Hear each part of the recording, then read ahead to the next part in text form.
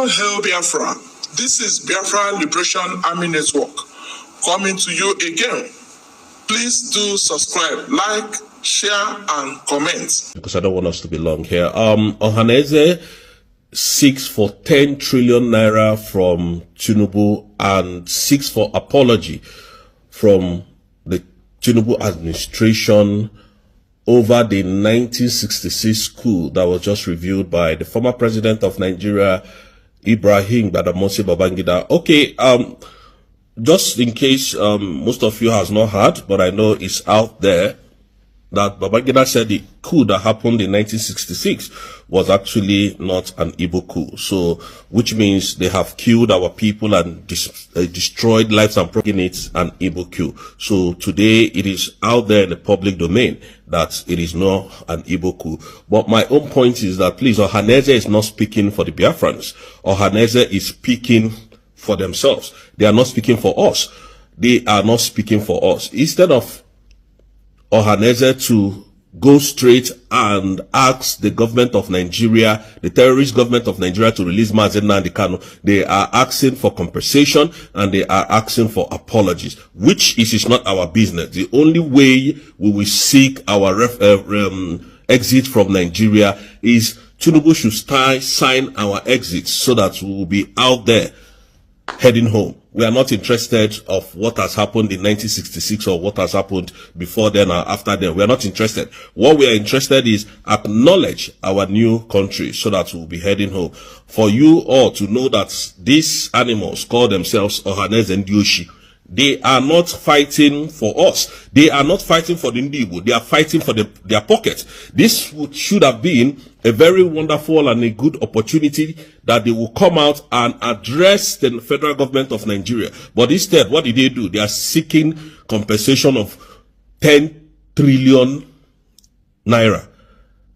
You know, it is all about the money. It is not all about our freedom. We just want to be totally free. We don't care about the money.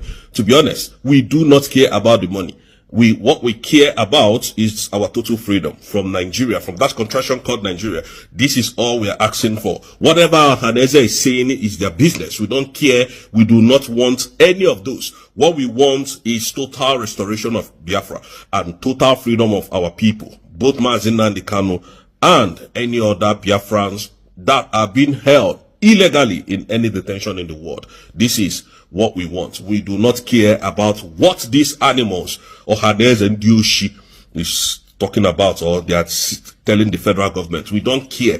All we know is that we have submitted our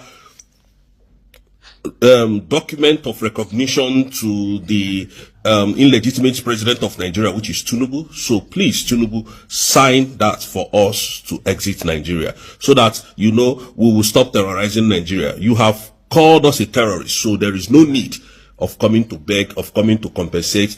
Just the only thing we needed from you is to sign our exit from Nigeria. Thank you so much, Biafrans, and may God bless you guys. If you don't, then I will keep repeating this.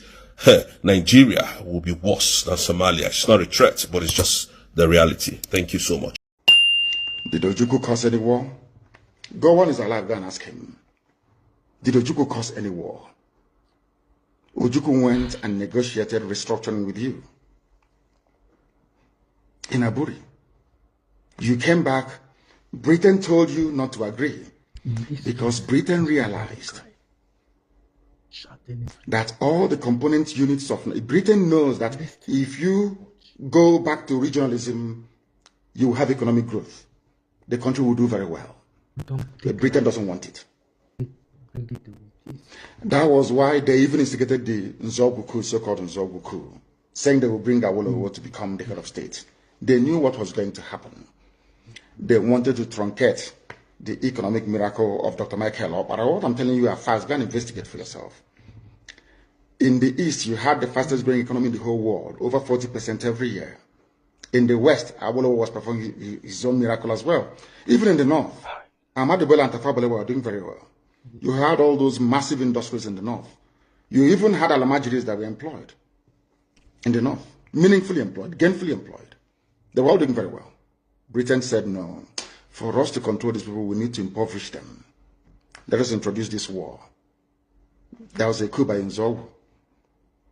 And after that, there was the massacre of, as usual, massacre of our people in the north. Ojukwu said, I have to secure my land and my people. They said, no, let's go to Aburi to discuss it. Ojukwu went to Aburi and agreed restructuring. That's something now you're asking for. To tell you how foolish Nigerians are. They're very foolish. That same nonsense you're asking for now was discussed many years ago. Ojukwu sat down in Aburi with Gowon and decided that regionalism was the best way forward, restructuring, going back to who you were, 1963 Constitution, 1960-1963 Constitution. Be on your own and pay tax to the central government, as they have in America, as they have even in Britain. Britain, you have Scotland that is almost independent, Wales, the same thing, everybody is free, but Britain doesn't want the same thing they're enjoying to happen in Nigeria. Why? Ask yourself that question. Anybody telling you about one Nigeria is your enemy? IBB is saying, he's talking about inconveniences. Inconveniences. What a joke. People died. Lives were destroyed. You cannot recover what we have lost as a nation.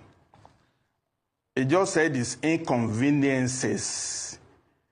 What a sad admission. What a sad choice of words.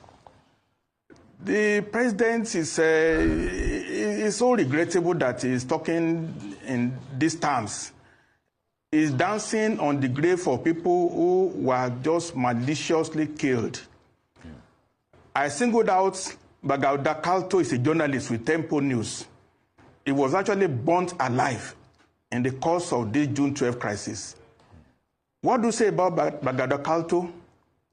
What do you say all the people who were killed on the streets of Ikododu in Lagos? In the good country, if he says he accepts full responsibility, what does that mean? He deserves a bullet in the head, like Hitler did in 1945. By himself. Dr. Fakonda. It's accepting responsibility? Yeah. Yes, certainly. I see that you question his choice of word, his euphemism. So let us sort of do a canvas writing. Yes, you absolutely challenge it. Besides the bullet in his head, if you were writing the script, what should he be saying or doing today? What are the right words or what are the right actions? He has no right to even talk to Nigerians at all. He has no right to show his face. He's supposed to be hiding in shame until he dies, to be honest. Look, let's lay the history. Yes, let's lay the generation of the soldiers from 1966. Yes. It is now almost 60 years. Their class damaged Nigeria beyond redemption. Beginning from General Gowon, who brought Udoji Awards to spoil the economy of Nigeria. General Murtala killed people in Abagana, in Agbo. Don't take lies. He himself, how many people were killed deliberately, pointedly, without remorse over these years? It's not just him. It symbolizes the debacle of Nigeria in the last 60 years that we have had. Now, the effect of what he has done is much bigger than we think. Yeah. There are 3 dates in Nigeria history now, 3 dates. Let's October have that. 1960, January 15, 1966, June 12, 1993. We started up as a country in 1960. It was truncated in 1966.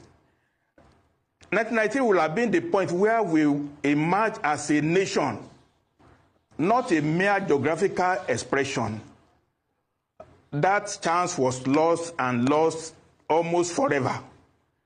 That's the greatest destruction on the Nigerian country, not the Nigerian nation. There is, Dr. And we have not recovered since then.